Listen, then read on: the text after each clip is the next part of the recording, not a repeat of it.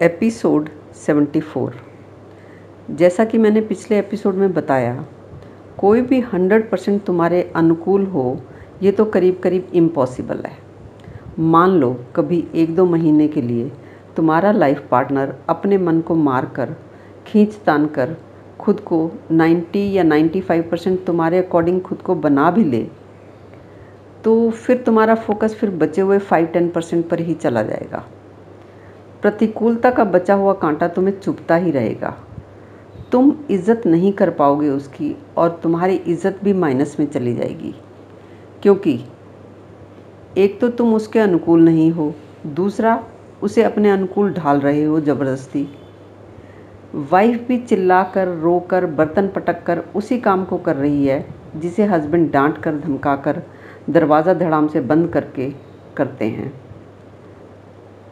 Wife सोचती है कि बाहर तो सभी उसके व्यवहार की तारीफ़ करते हैं, इज़्ज़त करते हैं, और ये नासमझ इंसान देख ही नहीं पाता कि उसकी समाज में, परिवार में कितनी इज़्ज़त है।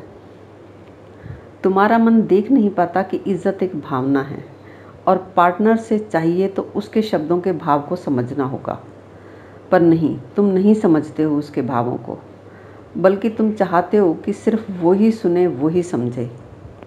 दोनों को लगता है मैं तो पैदाइशी समझदार हूँ, मुझे कुछ भी समझने की ज़रूरत नहीं है। दोनों को ये समझ नहीं आता कि तुम ये कर क्या रहे हो।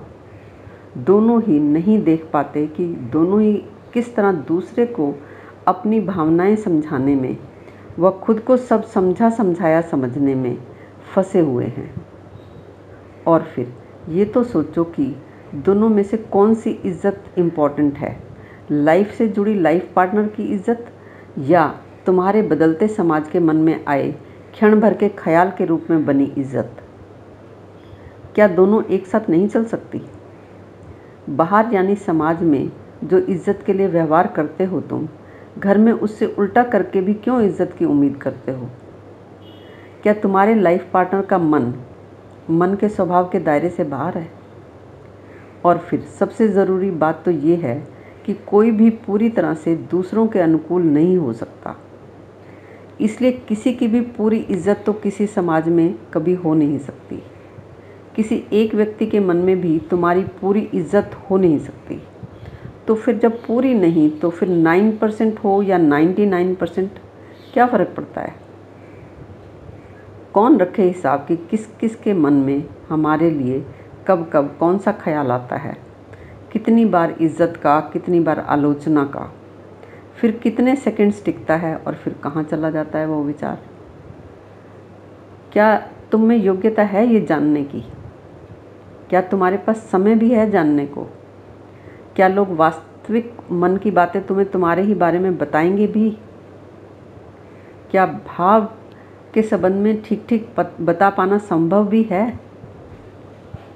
क्या ठीक ठीक इज़्ज़त तुम्हें कभी भी किसी से भी मिल पाएगी? असल में तो ये इज़्ज़त बस काम चलाऊ शब्द है। काम चलाओ इससे। तुम्हारा क्या रुका पड़ा है इस इज़्ज़त मिलने या ना मिलने से?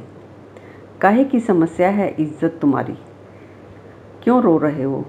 समाज में इज़्ज़त का रोना, ना तो ठीक से समाज का पता है, ना ही इज़्ज़त का ठिकाना।